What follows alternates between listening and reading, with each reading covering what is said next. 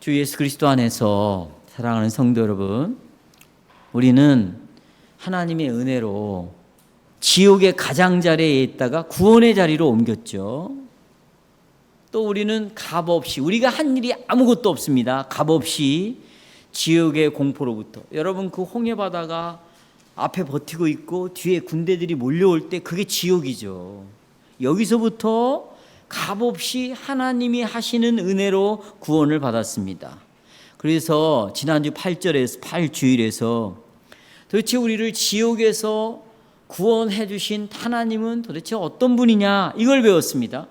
그분은 삼위일체 하나님이시고 우리의 이해를 초월하시는 위대하신 하나님이신 것을 우리는 살펴봤어요. 8.15 특사로 감옥에 있는 사람들을 내보냈는데, 여러분 대통령이 아니고는 누가 형을 끝내기 전에 감옥에서 나오게 합니까? 대통령은요 그만큼 능력이 있고 권세가 있는 거예요.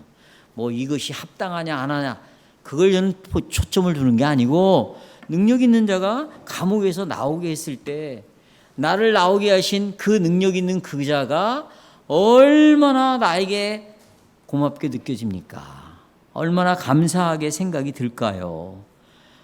똑같이 이 삼위일체 하나님께서 우리를 지옥으로 또 피할 수 있게 해주셨어요. 지옥에서 나오게 해주셨어요. 그러면 이 하나님 우리와 무슨 관계가 있기 때문에 그런 일을 하셨을까? 늘 신앙이라는 것은 그저 즉흥적으로 믿는 것이 아니라 아까 하나님이 하신 일을 상고해 보는 거예요. 서서, 멈춰서서 나를 위하여 그리스도가 어떤 일을 하셨는가를 회상을 해보라는 거예요. 이게 신앙의 회복에 가장 중요한 일인 것처럼, 도대체 하나님은 나와 무슨 관계가 있길래 나에게 이런 일을 하셨는가? 이것이 구주일에서 하는 우리의 고백입니다. 우리를 그리스도 예수 안에서 마귀의 권세에서, 지옥에서 우리를 건져내서 자유롭게 하신 하나님은 이제 니네들이 알아서 잘 살아라, 나는 하늘에 있겠다, 필요하면 나를 부르라, 이게 아닙니다. 우리와 함께 하셔요. 어떻게? 육신으로 이 땅에 오셨고, 그게 예수님이죠. 근데 이 땅에 육신이 계시지 않으니까 이제는 하나님이 함께 할 수가 없는 거죠. 그래서 예수님은 성령을 보내신 거예요. 그래서 성령으로 하나님은 우리와 함께 하시고, 영으로 예수님은 우리와 지금 함께 하시는 거죠. 그러니까 내가 성령과 함께 한다는 것은 예수님과 함께 한다는 것이고, 내가 성령의 인도를 받는다는 것은 하늘에 계신 하나님의 인도를 받는다는 것과 똑같은 의미로 우리가 고백을 하는 거겠죠. 자, 이 자유롭게 하신 하나님께서는 우리와 이제 은혜 언약을 맺었어요. 이게 중요합니다. 우리가 뭘 맺어요? 그래서 우리가 성찬 때 뭐라고 말하나? 피로 맺은 새 언약이다 그러잖아요. 성찬 때. 이 성찬이라는 것은 뭘로 맺어요? 피로 맺은 옛 언약이 아니라 무슨 언약? 새 언약. 그러면 예수님의 피로 하나님과 우리는 어떤 언약을 맺었는데? 이렇게 맺었어요. 예수님의 피로 나는 이제 너의 아버지가 되고, 너희는 나의 뭐가 된다? 자식이 된다. 아버지와 자녀와의 관계가 은혜 언약이고, 이게 예수님의 피로 말미암아 맺어진 이런 결과입니다. 그래서 아버지이신 하나님은 자녀인 우리에게 뭘 약속해 주셨냐면, 그 26문답 보세요. 거기 여러분 26문답 보시면, 아버지인 하나님은 몸과 영혼에 필요한 모든 걸 나에게 제공하시고, 나오죠? 이걸 약속했어요. 눈물의 골짜기 같은 이 세상 속에서 주님이 어떤 역경을 나에게 보내주신다 할지라도 그걸 악으로 표현했어요. 나에게 선을 이룬다. 다 유익이 되게 한다. 유익이 되게 한다. 여러분, 그래서 오늘 우리 청년들에게 실제로 네가 다니는 직장과 네가 공부하는 시간이나 어느 상황에 있든지 이 고백이 나와야 그리스도인이 된다. 하나님의 허락이 없이 온 것이 아니니까 하나님은 이런 상황에도 반드시 나에게 유익이 되게 하신다. 왜? 내가 믿는 하나님은 보잘것이 없는 신이 아니거든요. 그렇죠? 약속한 것을 지킬 수 없는 분이 아니거든요. 이 하나님 아버지는 천지를 창조하신 분이에요. 그러니까 정말 눈물의 골짜기 같은 내가 이 세상 속에서 생활을 할 때에도 우리가 믿고 있는 하나님께서는 전능하신 천지의 창조주 하나님이라는 분을 잊어버리면 안 돼요. 그렇기 때문에 우리에게 엄청난 위로와 격려가 되는 거예요. 없는 것을 있게 하신 하나님께서 내가 지금 처해진 이런 환경 속에서 이걸 가지고 나를 변화를 못 시키겠냐고, 이걸 해결해 주시지 않겠냐고. 왜? 천지의 창조주이시니까. 이것이 우리에게 엄청난 격려와 위로가 된단 말이에요. 그래서 저는 오늘 설교를 이렇게 요약 정리했어요. 보세요. 나의 아버지가 되셨으니까 아버지 하나님께서는 전적으로 기꺼이, 마지못해서가 아니에요, 기꺼이 보호해 주시고 뭐 할 것이다? 보호해 주실 것이다. 이것을, 자, 첫째, 하나님은 신실하신 아버지로서 나를 기꺼이 보호해 주신다. 내 아버지로서 나를 보호해 주신다. 사랑하는 여러분, 우리는 모두 다 아버지가 있어요. 아버지 없이 태어난 사람은 아무도 없습니다. 그래서 우리는 아버지가 어떤 사람인지 대부분 다 기억을 하고 있습니다. 아버지의 가지고 있는 우리의 경험이 있잖아요. 아버지를 경험하고 우리가 살아왔으니까. 물론 갓난아이 때 아버지가 세상을 떠난 분이라면 그런 게 없겠지만, 그러나 아버지를 경험한 사람들은, 어떤 사람들은 아버지에서 굉장히 긍정적인 생각을 하고 있는 사람도 있어요. 그러니까 내 육신의 아버지는 항상 내가 필요로 할 때 함께 하셨고 나를 보호해 주셨고, 아버지 어려움이 있으면 아버지와 대화를 해서 그 아버지가 나를 이해해 주신 것, 뭐 이런 긍정적인 생각들을 많이 하죠. 그러나 어떤 사람들은 아버지를 생각하면 굉장히 부정적인 생각을 가지고 있는 사람도 있습니다. 아버지는 나와 늘 함께 하지 않았고 이해해 주지도 않았고, 때로는 나를 학대하고 나에 대해서 정말 낳기만 했지 전혀 관심이 없는 분이었어 라고 이렇게 부정적인 생각을 갖고 있습니다. 그런데 긍정적으로 아버지를 경험했던, 부정적으로 아버지를 경험했던 이런 생각들은 하나님을 아버지로 이해하는 데 영향을 미치고 있어요. 하나님을 아버지로 이해하는 데 어떻게? 영향을 미치고 있다. 저는 이런 경험을 성도들과 상담하는데 많은 것을 제가 발견을 했어요. 정말 아버지에 대해서 많은 부정적을 가지고 있는 생각하는 사람들은 하나님에 대해서도 그렇게 신뢰하는 마음이 갖고 싶지 않아요.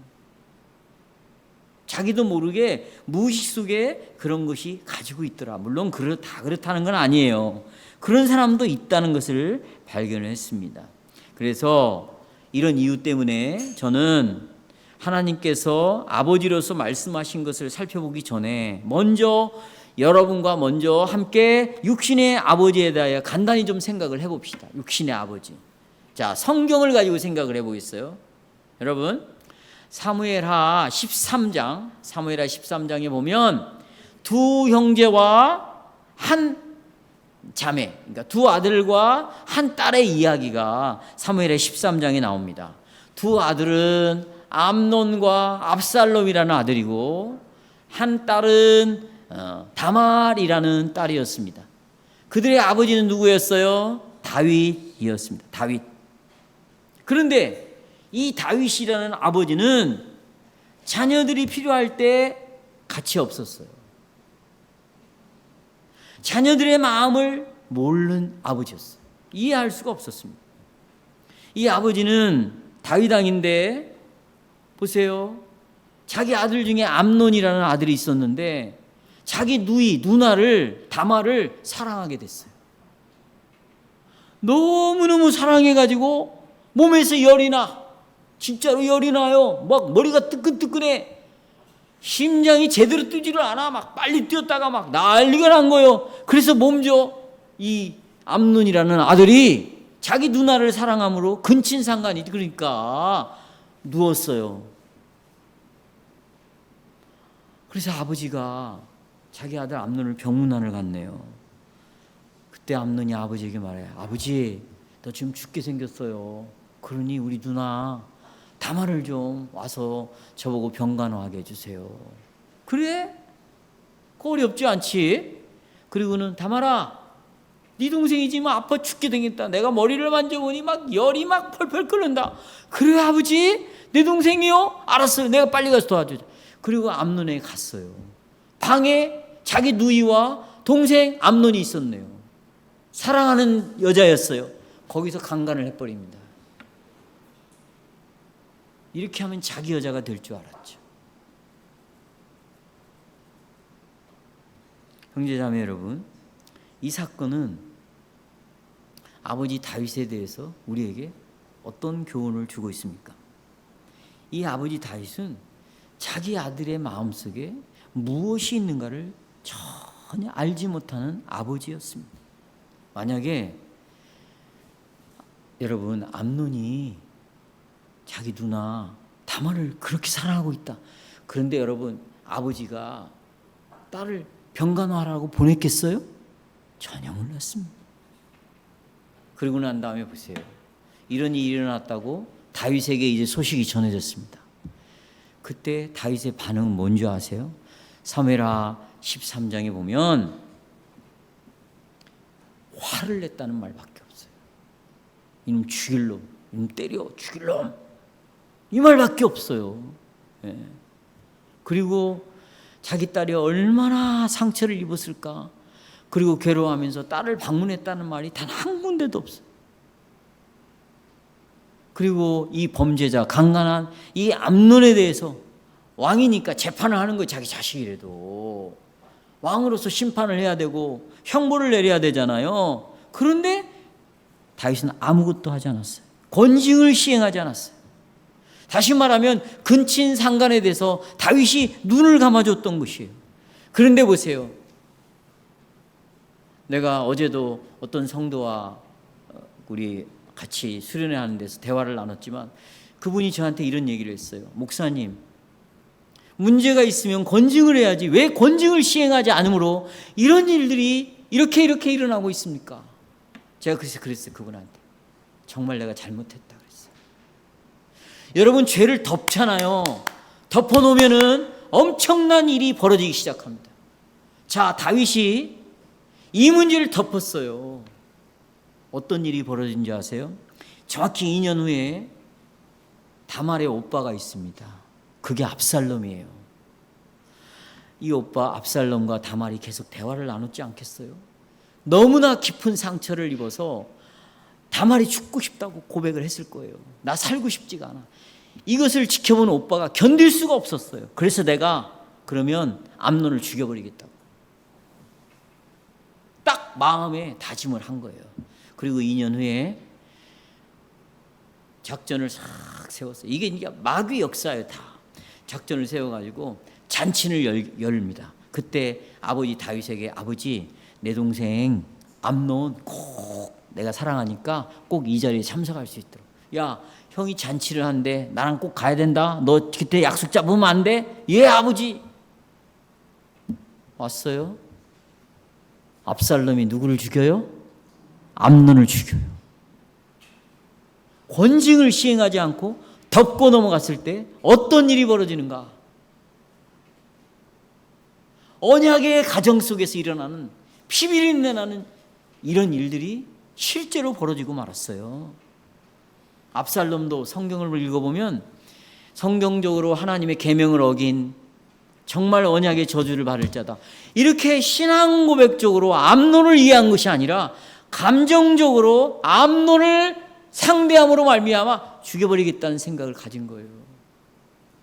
신앙 고백이 없으면 감정적으로 사람을 대하고 감정적으로 대하면 결국은 어떻게 마귀적으로 상대할 수밖에 없어요.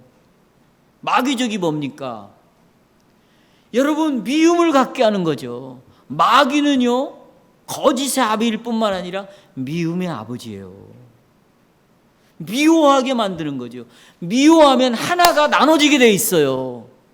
하나님은 하나로 만들었습니다. 사랑으로 만들었습니다. 용서로 하나를 만들었어요. 마귀가 우리 안에 역사하면 미움이 생기게 되고 분리를 낳게 되고 싸우게 만들고 서로를 향하여 죽이게 만드는 것이 마귀의 역사예요.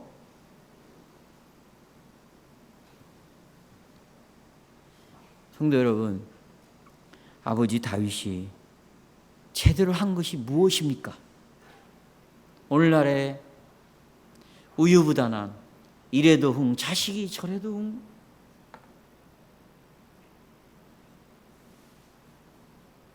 그래? 그럼 그렇게 해라.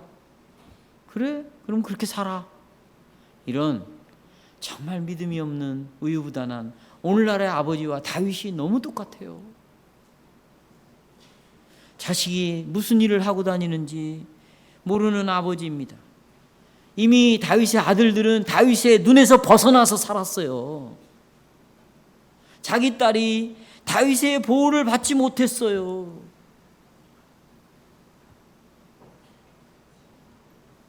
성도 여러분, 하나님 우리에게 나는 너의 아버지야 라고 말씀하십니다. 그런데 여러분, 우리가 다윗이 보여준 이런 아버지의 모습을 보고 하나님 아버지가 어떤 분인지 알 수 있을까요? 여러분이 그동안에 육신의 아버지가 어떤 분인가를 잘 알고 있잖아요. 그 아버지를 생각하면서 지옥에서 사단의 권세에서 나를 자유케 하신 하나님의 아버지를 육신의 아버지를 통해서 알 수 있을까요? 알 수 없어요. 여러분, 만일 하나님께서 우리를 단순히 지옥에서만 건져내신 분이라면 우리는 하나님을 정말 잘못 알고 믿을 수 있어요. 자, 들어보세요. 하나님이 나를 지옥에서 건져냈어. 지옥이라는 방에서 끄집어내서 다른 방으로 옮겨줬어요. 그런데 지금 우리가 있는 방은 어떤 방이냐면 낭만이 아니에요. 고통의 방이에요. 하루도 근심이 없으면 살아갈 수 없는 방이 지금 다 있다고. 우리가 만약에 하나님을 이런 분으로 믿는다면 이 세상에서 정말 우리는 거지같이 살다가 거지같이 죽을 거예요. 영적으로 우리처럼 비참한 사람들이 없습니다. 세상에 나가지도 못해, 죄를 짓지도 못해, 즐기지도 못해. 그렇다고 하나님 뜻대로 사는 것도 아니에요. 그냥 근심과 걱정과 눈물의 골짜기 같은 이 세상에서 여기서 그냥 날마다 그냥 고민하며 살아가는 방으로만 옮겨졌다면 우리처럼 비참한 사람이 어디 있어요? 한번 가만히 생각해 봅시다. 다말이요, 암논으로부터 강간당하는 방에 있었어요. 이 방에서 다말은 다른 방으로 옮겨졌어요. 그런데 이 방에서 다말이 한 것은 뭐냐면 고통의 눈물만 흘렸다고. 과연 아버지가, 하나님 아버지가 우리를 이렇게 살라고 또 다른 방으로, 지옥에서 또 다른 고통의 방으로 우리를 옮겨주셨냐 그 말이에요. 육신의 아버지는 그 정도밖에 할 수가 없는 거죠. 여러분들은 자식들에게 그렇게밖에 할 수가 없어요. 아무리 능력 있는 부모라 할지라도 이 방에서 이 방으로 옮겨주는 것은 거기서 거기에요. 하나님은 그런 분이 아니십니다. 하나님이 나는 너의 아버지다, 나의 아버지라고 말할 때 어떤 의미로 이 말씀을 하셨을까? 다말이 마음속에 가졌던 다윗이 아버지라는 말과 동일하게 하나님을 아버지로 생각해서는 절대 안 됩니다. 그러면 성경에서 말하는 하나님 아버지는 어떤 분인가? 내가 경험한 아버지, 내가 보았던 아버지 말고, 내가 다녔던 교회 말고, 내가 경험했던 이 교회 말고 성경에서 말하는 교회를 이해하고 있어야 되고, 성경에서 말하는 하나님 아버지를 믿음의 대상으로 알고 있어야 되죠. 그렇죠? 여기 이제 성경이 잘 나와 있는데 지금 오늘 오전 예배와 이렇게 같이 이렇게 겹쳐지고 있어요. 여러분, 출애굽기 4장 22절 이하에 보면 이스라엘 백성들은 애굽의 종이었잖아요. 얼마나 비참한 삶을 살았는지 모릅니다. 바로가 하는 대로만 살았어요. 명령에서 벗어나면 죽이는 거거든요. 종은 그러니까 사람이 아니야. 자기 의지도 없어요. 자기 마음도 가져서는 안 돼요. 오로지 주인이 하라는 대로만 해야 돼. 비참하죠. 그런데 하나님께서는 말씀으로 모세에게 줬어요. 말씀을 줬어. 그리고 모세가 바로에게 이렇게 말합니다. 자, 출애굽기 4장 22 핸드아웃 보세요. 자, 자매님들만 크게 읽어보세요. 가장 큰 몫을 출애굽기 4장 22절 시작. 너는 바로에게 이르기를 여호와의 말씀에 이스라엘은 내 아들 장자라. 내가 네게 이르기를 내 아들을 보내주어 나를 섬기게 하라 하여도 네가 보내주기를 거절하니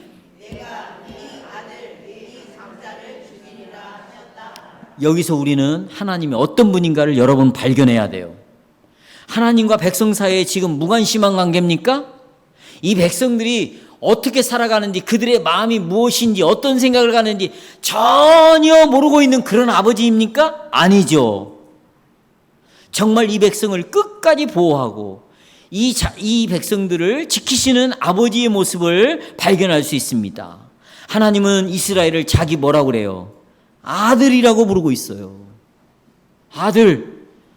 이 아들을 보호하시고 동정하시고 이 아들을 끝까지 인도하신다는 거예요. 이게 출애굽기 4장에서 말하는 아버지의 모습입니다. 또 신명기 1장 31절에 보시면 이제 여러분 40년 광야 생활이 지났습니다. 약속의 땅 가나안 땅 문 앞에 이르렀어요. 자, 보십시오. 40년 동안 하나님께서는 이스라엘 백성들을 어떻게 대했습니까? 40년 동안 물이 없는 광야에서 물을 마시겠습니다. 먹을 것이 없는, 양식이 없는 곳에서 하늘로부터 양식을 내려주셨습니다. 옷이 떨어지지를 않았습니다. 신발이 닳지를 않았어요. 적군이 몰려올 때마다 하나님이 대신 나가서 싸워주고 그들을 멸망하면서 이 백성들을 밤이면 무슨 기둥이? 불기둥이. 추우니까 불기둥이 보였어요. 그건 하나님을 상징하죠. 낮에는 더우니까 무슨 기둥으로? 구름 기둥으로 인도하셨습니다. 바로의 군대가 쳐들어올 때 하나님의 사자가 뒤로 이동했다고 그랬죠. 그 사자는 예수 그리스도를 상징한다고 많은 신학자들이 말하고 있어요. 그러니까 예수님이 2000년 후에만 오신 게 아니라 이미 구약시대 때도 중요한 구원의 역사 속에서 그분은 등장하셨다. 주의 사자가 딱 뒤로 가니까 구름 기둥도 따라가요. 하나님이 상징하는 하나님도 따라가는 거예요. 신명기 그래서 1장 31절에 이렇게 말합니다. 31절. 자, 형제님들 한번 크게 읽어주세요. 시작. 광야에서도 너희가 당하였거니와 사람이 자기의 아들을 안는 것 같이 너희의 하나님 여호와께서 너희가 걸어온 길에 너희를 안으사 이곳까지 이르게 하셨다. 여기 보세요. 사람이 자기 아들을 아는 것 같이 이스라엘을 감싸주고 보호해주고 사랑해주고. 여러분, 하나님은 자기를 부인했어요.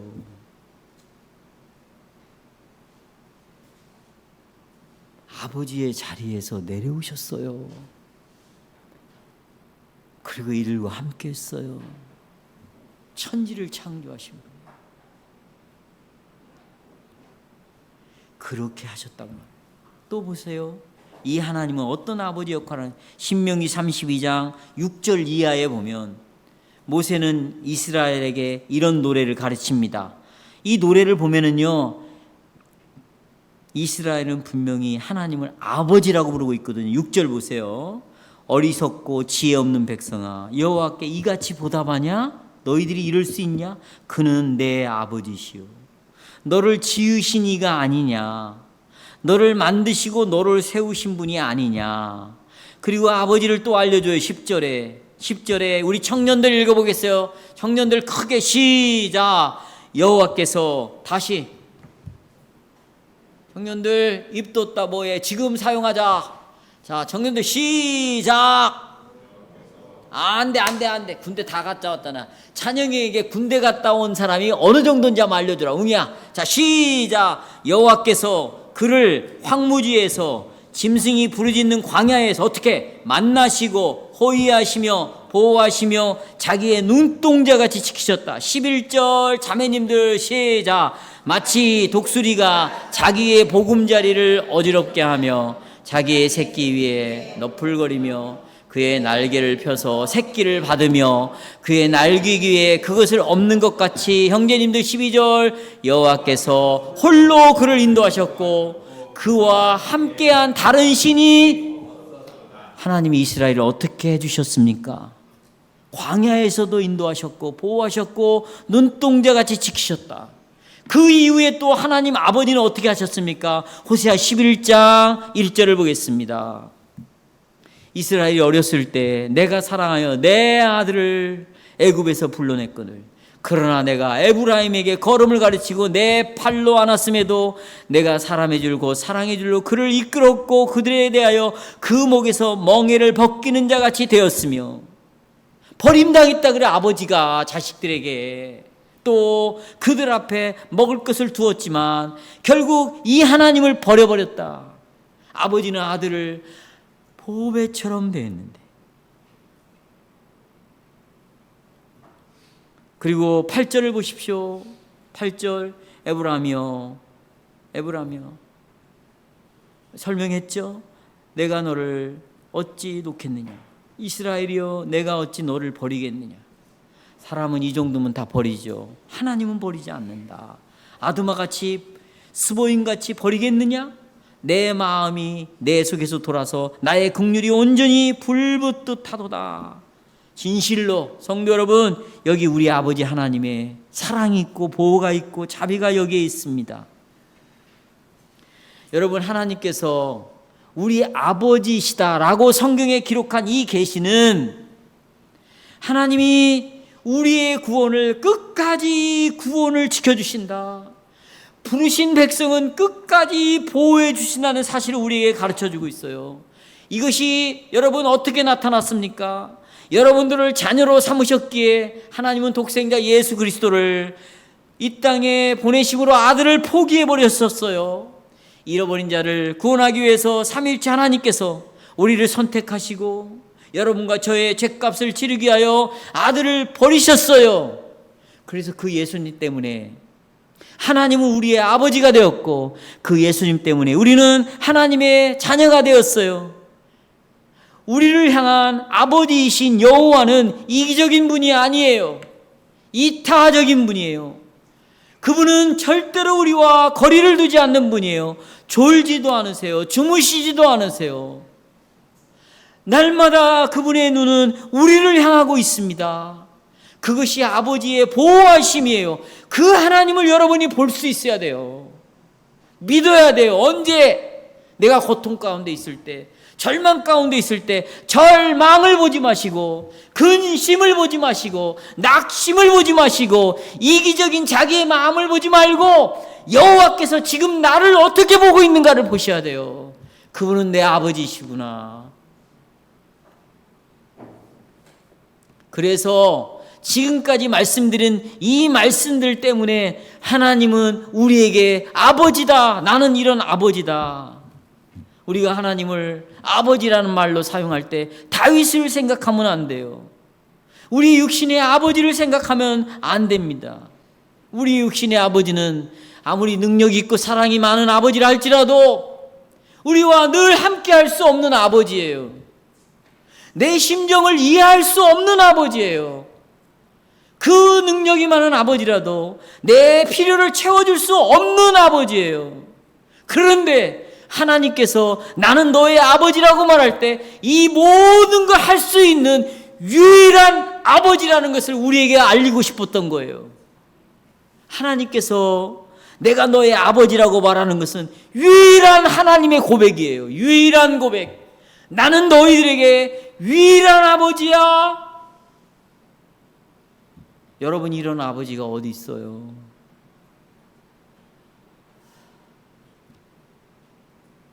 그래서 여러분, 육신의 아버지들은 하나님 아버지의 보여주신 그 모범을 따라서 자녀들을 양육하기 위해 참 애를 쓰죠. 그러나 아무리 애를 써도 자녀들이 어려움에 처해 있을 때 함께 할 수 없습니다. 도움이 안 돼요. 그러나 우리 하나님 아버지는 우리를 사랑하시고 지키시고 보호하셔요. 그러면 하나님은 어떻게 이렇게 우리를 사랑하고 어떻게 지키고 어떻게 보호하시는가? 둘째로 같이 읽어볼까요? 시작. 전능하신 아버지로서 하나님은 나를 뭐 하실 수 있어요? 보호할 능력이 있어요. 그래서 26문답에 보세요. 보시면 나의 하나님이 나의 모든 필요를 공급해 줄 수 있다. 이걸 믿으라는 거예요. 육신의 아버지는 그럴 수 없지만 하나님의 능력은 공급해 줄 수 있다. 왜? 천지를 창조하신 분. 그리고 이 피조물을 지금도요, 여러분 하나님이 붙잡고 있어. 만약에 여러분 보세요. 공기를 붙잡고 있는데 공기에서 하나님이 손을 떼잖아요. 다 죽습니다. 하나님은요, 물을 붙잡고 있어요. 공기를 붙잡고 있어요. 봄, 여름, 가을, 겨울 사계절을 붙잡고 있어요. 온도를 붙잡고 있어요. 근데 이 손을 서서히 떼기 시작한다. 어떤 일이 벌어질까요? 이제 바다는 바다의 경계선을 넘어올 거예요. 땅 아래 질서는 무너지게 될 거예요. 밑에서 터져 나올 것입니다. 지진이 일어날 것이에요. 여러분, 하나님이 어떻게 이 모든 것을 붙잡고 있는가 생각하셔야 돼요. 그래서 그분은 가장 높으신 분이시고 가장 능력이 많으신 분이시고 하나님 위에는 이 창조한 피조물들을 붙잡고 있을 수 있는 분이 하나님 외에는 없다. 그래서 우리가 신앙 고백의 첫 번째로 지금부터 1800년 전에 만든 우리의 신앙의 성도들은 하나님을 생각할 때 나는 천지를 만드신 전능하신 하나님을 믿어야 된다. 이게 가장 중요하다. 이런 분은 하나님밖에 없다. 왜 그들이 그렇게 사도신경에다 만들어놨을까요? 성경이 그렇게 말하니까. 뭐가 말하니까? 성경이 말하니까 그 성경을 신앙 고백에다가 옮겨놓고 교회를 막 들어온 사람들에게 교육을 시킬 때 너는 먼저 천지를 창조하신 분, 그분은 전능하신 하나님, 지금도 만물을 그분의 능력과 섭리로 붙잡고 있는 분을 믿어야 된다. 근데 그분이 우리의 아버지시다. 그걸 시편 33편에서 말하고 있어요. 보십시오.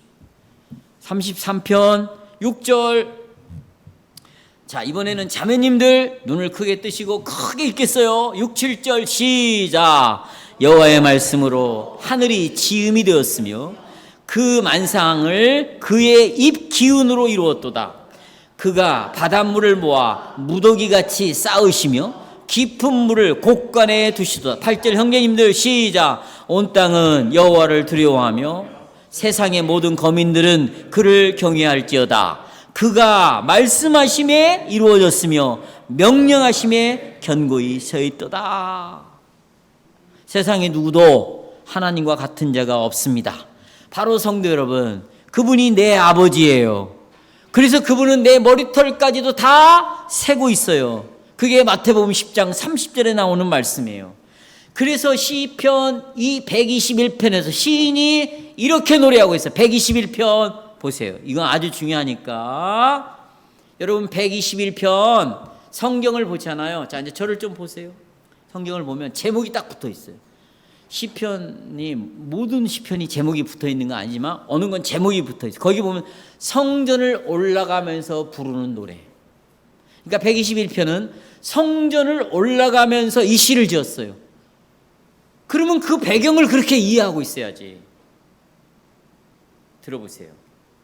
여러분 예루살렘 성전이 예루살렘 성에 있죠. 예루살렘 성 높이가 몇 미터인지 알았어요? 여기 모악산은 비교가 안 돼요. 관악산, 저 관악구에 있는 서울대 옆에 있는 관악산도 비교가 안 돼.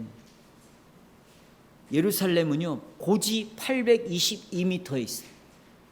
보통 수도는요 강이 있어야 돼요.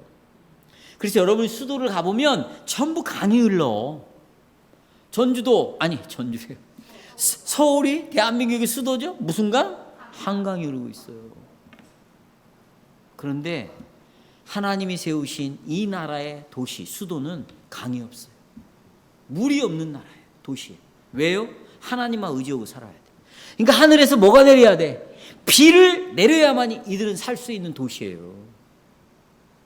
하나님이 세우신 수도와 사람이 세운 수도는 근본적으로 달라요. 여기는 자연 환경이 있어야 먹고 살지만 하나님이 우리를 두신 곳은 수도인데 거기는 하나님이 내리셔야 물을 먹을 수 있고 주셔야 양식을 먹을 수 있는 도시. 굉장히 높은 도시에 있는데 보세요. 이제 절기가 되잖아요. 6월절, 77절, 초막절, 이게 다 이스라엘의 명절이에요. 절기가 되면 전 세계에 흩어져 있는 유대인들이 예루살렘으로 모입니다. 어떻게 모일까요? 보세요. 그들은 산을 몇 개를 넘어요. 그 막 돌산 막 잘못하면 막 그냥 발이 날아가는 그 날카로운 그 막 돌들이 있는 그런 산들을 넘습니다. 강들을 건너야 돼요. 그러면서 강도들의 위험을 만납니다. 맹수들의 위험을 만나요. 그리고 온갖 신체에 상처를 입을 수 있는, 중간에 오다가 죽을 수도 있고 중간에 오다가 다시 돌아갈 수가 없는 그런 정말 험악한 지역을 넘고 와야 돼. 그런데 놀라운 것은 팔레스타인 지역에 들어왔어도 822m의 고지까지 가려면 이게 쉬운 게 아니에요. 예루살렘까지 가려면 그것도 어려워요. 그래서 이렇게 말합니다. 1절에 내가 눈을 들어서 말하는데 1절 보세요. 이제 나의 도움이 어디서 올꼬? 이것이 이 성도의 첫 번째 부르짖음이었어요. 왜? 나는 도움이 없이는 절대로 예루살렘까지 갈 수가 없다. 이게 우리의 인생이에요. 여러분, 지금 우리는 마지막 거룩한 성 예루살렘을 향하여 갑니다. 그건 주님이 재림하시에요. 그러나 이 가는 과정에서 여기 도움 없이 혼자 갈 수 있는 사람은 아무도 없어요. 나의 도움이 어디서 올꼬? 그때 이 성도는 나의 도움은 뭐라고 말하고 있어요?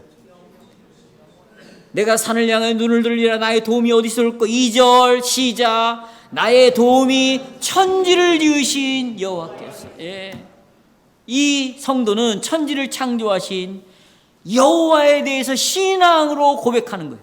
만약에 하나님이 천지를 창조하신 분이라면 그분은 전능하신 분이고 내 필요를 공급할 수 있고 나를 끝까지 보호하고 지킬 수 있는 분이다. 그래서 내가 하나님 이런 분이 있기 때문에 나는 두려워하지 않는다. 그러면 3절에 이렇게 말합니다. 여호와께서 너를 뭐하지 않는다? 자, 여러분, 족이 뭐예요? 족 발이에요. 여러분, 수십 년 전이에요. 대한민국의 브레테니크 사전을 갖고 있는 사람이 몇 명 되지도 않을 때 저는 그 어마어마한 돈을 주고 브레테니크 사전을 구입했어요. 거기 보면 여러분 발에 대해서 뭐라고 나오는지, 인간은 두 발을 가졌다. 거기 쭉 읽어보세요. 뭐라고 나오는지 아세요? 경사의 길을 올라갈 때는 내 눈과 발이 가까이 있기 때문에 안정감을 느끼지만 아래로 내려갈 때는 발과 내 눈이 멀어져 있기 때문에 불안하다는 거예요. 그 브레테닉 사전에서 인간의 신체 중에 뭣도 중요하고 다 중요하지만 가장 중요한 것은 발이라고 나오고 있어요. 실은 여러분, 우리는 눈이 중요하다고 생각해. 그래서 눈이 침침해, 눈이 어때, 다 이야기하죠.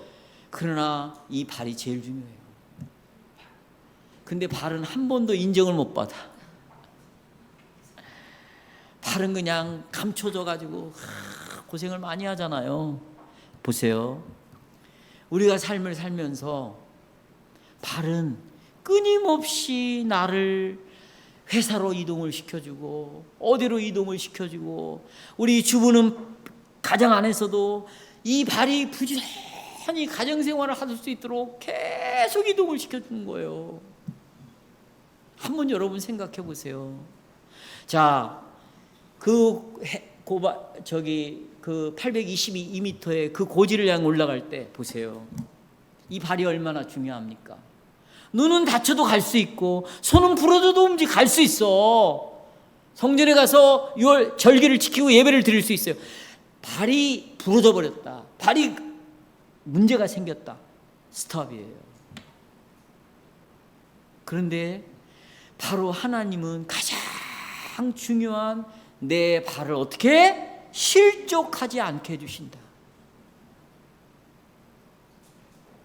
여러분을 이동하게 해주고 여러분의 삶을 살아가는데 중요한 역할을 하는 그 발을 지키시는 분이 누구다?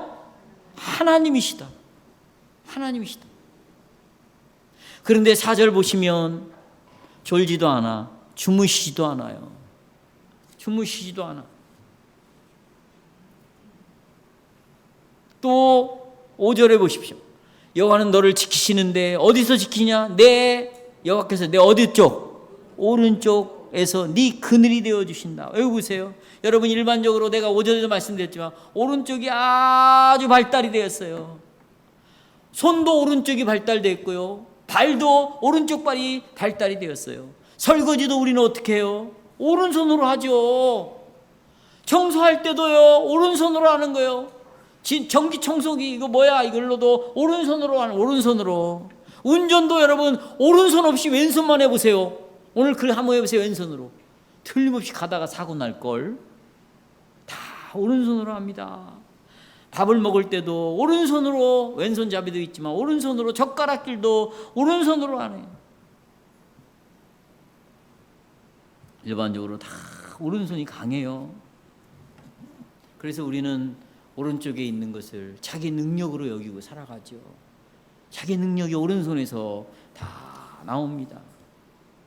또 우리는 오른손 같은 기능을 하는 게 아주 많이 있어요. 지혜와 능력, 재주, 학식, 신분, 가정의 배경, 건강, 다 오른손과 같은 거예요.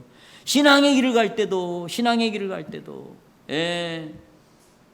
근데 여러분, 과연 우리의 오른손을 믿을 만한 건가? 내가 오른손처럼 여기는 것이 과연 믿을 만한 건가? 그동안 너무나 오른손을 많이 사용해갖고 오른발을 써서 이제는 세상을 헤쳐나가는데 이 오른손이 더 이상 힘을 발휘할 수가 없는 거예요. 이 성도가, 여러분, 예루살렘 성까지 오기 전까지 작대기 지팡이를 짚고 산을 올라가고 강을 건너갈 때도 다 오른손으로 사용했어요. 허물이 벗겨졌을 거 아니에요. 가지를 칠 때도 오른손으로, 동물이 맹수가 갈 때 돌을 던질 때도 오른손으로, 다 오른손으로. 이게 지쳐 있어요. 오른발이 더 이상 발을 뗄 수가 없어요. 하나님은 그 사실을 알고 있었던 거죠. 그래서 내가 네 오른편에서, 그랬어. 오른편에서 네 오른손의 역할을 내가 할 것이다. 성경에 읽어보면 능력의 오른팔로 우리를 건져냈다고 항상 이야기해요. 하나님을 오른손이라고 말하는 거죠. 너의 그늘이 되어줄 것이다. 너를 보호해 줄 것이다. 그 하나님을 신뢰해라. 너는 지키고 서서 내가 어떻게 너를 구원했는가, 오른팔의 역할을 했는가, 오른발의 역할을 했는가. 이 지금부터 너의 오른발은 나 여호와다. 너의 오른발을, 오른손은 나 여호와다. 이제부터 하나님이 그렇게 말씀하시는 거예요.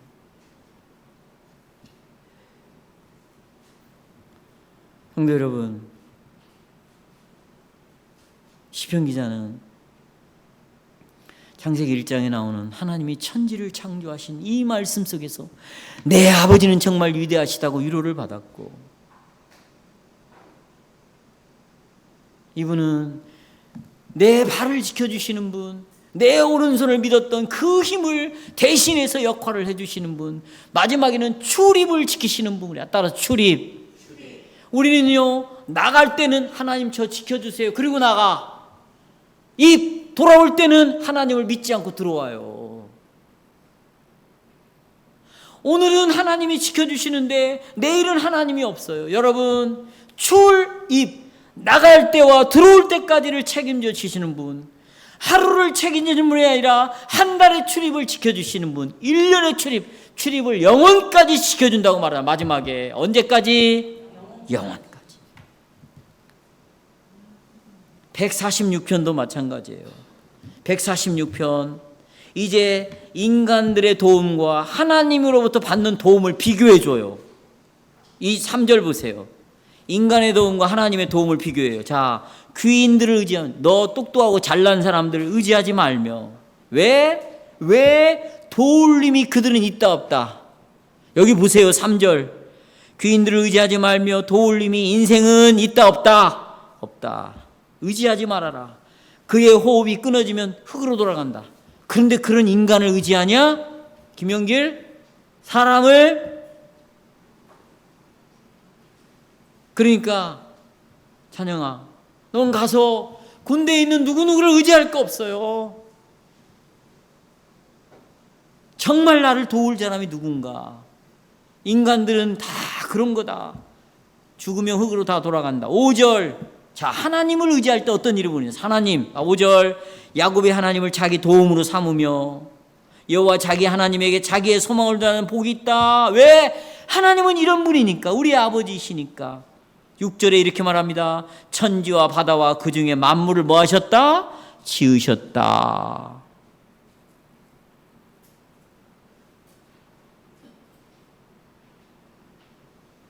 시편 33편 9절에도 똑같아요. 같이 읽어보겠어요. 자, 시작. 안 보셨어요? 거기도 하나님이 천지를 창조하신 분, 나의 아버지이십니다. 말씀을 맺겠습니까? 여러분, 말씀을 맺겠습니다. 자, 하나님께서 왜 이런 부유한 말씀을 통하여 우리에게 복음을 들려주실까? 하나님께서는 왜 우리에게 여호와 하나님이 우리의 아버지라고 이렇게 간절히 우리에게 알려주실까? 이유는 한 가지예요. 어떤 상황이 있든지 내가 신뢰하고 내 인생을 맡기고 의지할 분은 천지를 창조하신 분, 그 아들을 통하여 나를 구원하셔서 내 아버지가 되신 분, 그분밖에 신뢰할 분이 없고 내가 찬양과 영광을 돌릴 분은 그 하나님밖에 없다는 것이에요. 이 아버지를 신뢰하시고 이 아버지에게 영광을 돌리시고, 여러분 오늘 입술을 열어서 이 아버지께 찬양을 하며 오늘 잠자리를 마감하시기를 주님의 이름으로 축원합니다.